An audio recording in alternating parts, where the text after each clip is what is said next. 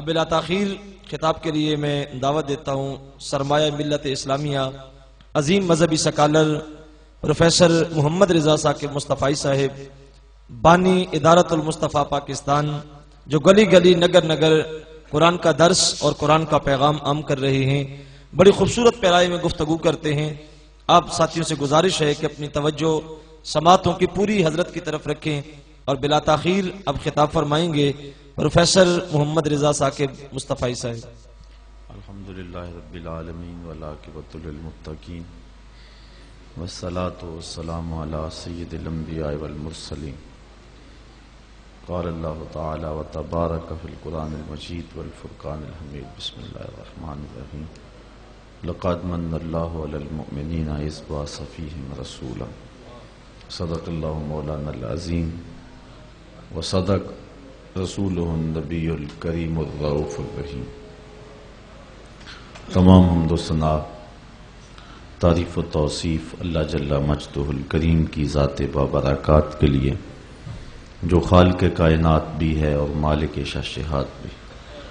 اللہ جل وعلا کی حمد و ثنا کے بعد حضور نبی اکرم شفیع امم رسول محتشم نبی مکرم صلی اللہ علیہ وسلم کے حضور ناز میں اپنی عقیدتوں اور محبتوں کا خراج پیش کرنے کے بعد، معزز محترم محتشم سامعین، السلام علیکم ورحمۃ اللہ وبرکاتہ۔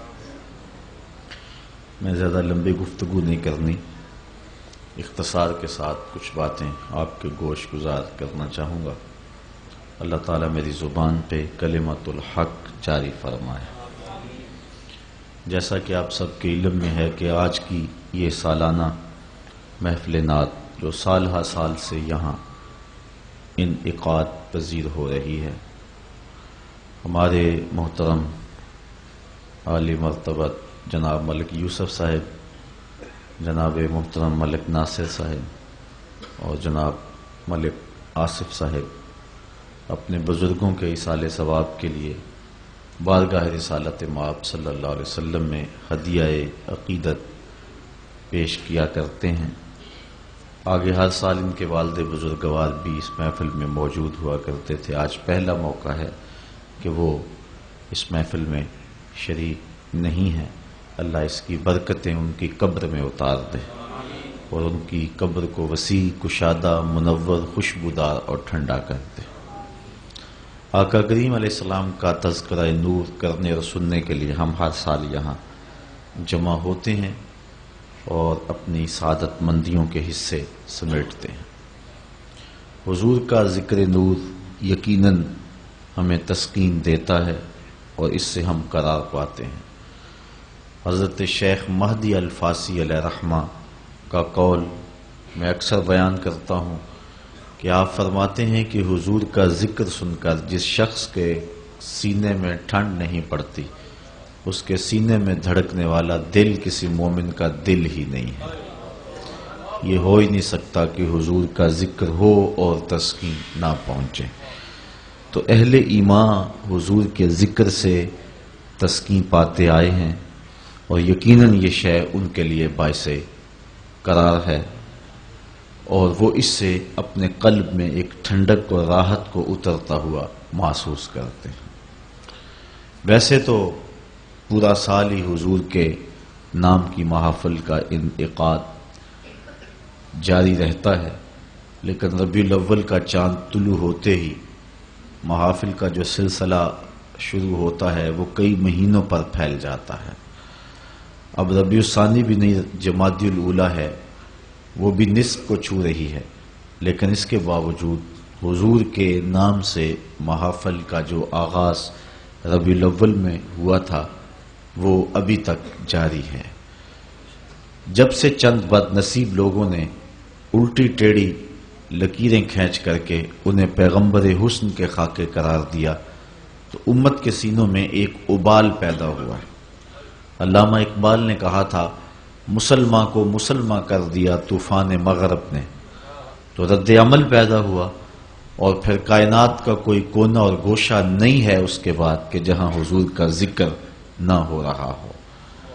آپ نے سنا ہوگا، اس بار اخبارات میں پڑھا ہوگا کہ سمندر میں مچھلیاں پکڑنے والے ماہی گیروں نے اپنی کشتیوں پر 12 ربیع الاول کے دن جھنڈے گاڑ کر کے سمندر کی سطح پر بھی نام محمد کے نعرے بلند کیے۔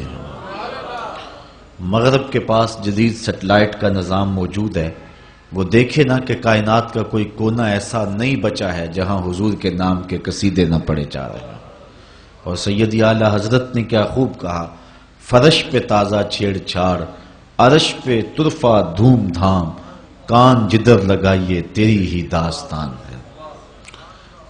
تو آج بھی ہم اسی مقصد کے لیے یہاں جمع ہوئے ہیں۔ کچھ لوگوں کو دین سمجھنے میں غلطی لگ گئی ہے، وہ سمجھتے ہیں کہ شاید نماز، روزہ، حج، زکوٰۃ اور دیگر امور شرعیہ ہی دین ہیں، اور اسی لیے وہ حضور علیہ السلام کے ذکر کی محافل کے انعقاد پر دلائل طلب کرتے ہیں۔ دلائل کی کمی نہیں ہے، ہمارے علماء دلائل کے انبار لگا دیتے ہیں، لیکن میں کہا کرتا ہوں کیا ذکر رسول کے لیے بھی کسی دلیل کی ضرورت ہے؟ کبھی ایسا ہوا ہے کہ پھولوں کا ذکر چھڑا ہو اور بلبل کہے لکھا کہاں ہے؟ کبھی ایسا ہوا ہے کہ بات شمع کی چل رہی ہو اور پروانہ دلیلیں ڈھونڈ رہا؟ اور یہ بھی ممکن نہیں ہے کہ بات سرکار مدینہ کی ہو رہی ہو اور امتی کو کسی دلیل کی ضرورت ہو۔ تو یہ دین سمجھنے میں ٹھوکر لگی۔ ایک ہلکا سا تجزیہ آپ کے سامنے رکھنا چاہتا ہوں، وقت مختصر ہے۔ قرآن مجید کے اندر 6666 آیات ہیں، لیکن جن سے احکام شرعیہ ثابت ہوتے ہیں ان کی تعداد صرف 500 ہے۔ باقی 6166 آیات دیگر موضوعات پہ، مناقب پہ، فضائل پہ، زہد پہ، ترغیب پہ، ترہیب پہ، تذکرہ انبیاء پہ، اولیاء کے تذکروں پہ، بلکہ اس کتے کا بھی تذکرہ ہے جو اصحاب کہف کے پیچھے چلا تھا اور غار کے دھانے پہ بیٹھا ہوا ہے۔ نہ صرف اس کتے کا ذکر ہے، اس کے بیٹھنے کے سٹائل کو بھی بیان کیا۔ وَقَلْبُهُمْ بَاسِطٌ ذِرَاعَيْهِ بِالْوَسِيلِ، اس چونٹی کا بھی تذکرہ ہے جو حضرت سلیمان کی راہیں تک رہی تھی۔ تو قرآن مجید کے اندر صرف نماز، روزہ، حج اور زکوٰۃ کا ذکر ہی نہیں ہے، بلکہ اور دیگر امور کو بھی بیان کیا گیا ہے، اور یہ تو صرف 500 آیات ہیں جن سے احکام دینیہ ثابت ہوتے ہیں، اور باقی آیات دیگر موضوعات پر ہیں۔ اسی طرح احادیث کا ایک بہت بڑا ذخیرہ ہے جو ہمارے تک پہنچا۔ حضرت امام بدر الدین عینی نے عمدۃ القاری شرح صحیح بخاری میں لکھا کہ حضرت امام ابو بکر بن داسہ کہتے ہیں کہ میں نے حضرت امام ابو داود سے سنا، وہ کہتے ہیں میں نے اللہ کے رسول صلی اللہ علیہ وسلم کی 5 لاکھ حدیثیں جمع کی۔ یہ امام بخاری نے یہ جو صحیح بخاری لکھی ہے، اس میں جو ہے وہ 7275 احادیث ہیں، لیکن 1 لاکھ صحیح احادیث آپ کو زبانی یاد تھی، اور ان سے آپ نے اس کا جو ہے وہ خلاصہ تیار کیا ہے۔ تو اس طرح امام ابو داؤد کو حضور علیہ السلام کی 5 لاکھ حدیثیں جمع کرنے کا موقع نصیب ہوا، اور ان سے انہوں نے خلاصہ تیار کیا، تو وہ رہ گئی 4000 حدیثیں۔ 5 لاکھ احادیث رسول کا مجموعہ 4000 حدیثیں، زہد، مناقب اور فضائل کی حدیثوں کو الگ کر کے جن سے مسائل شرعیہ کا استنباط و استخراج ہوتا تھا، ان حدیثوں کو الگ کیا تو ان کی تعداد بچی صرف 800۔ 800 احادیث ہیں جن سے مسائل شرعیہ کا استخراج اور استنباط کیا جاتا ہے، باقی ہزاروں احادیث دیگر موضوعات پر ہیں۔ تو یہ بات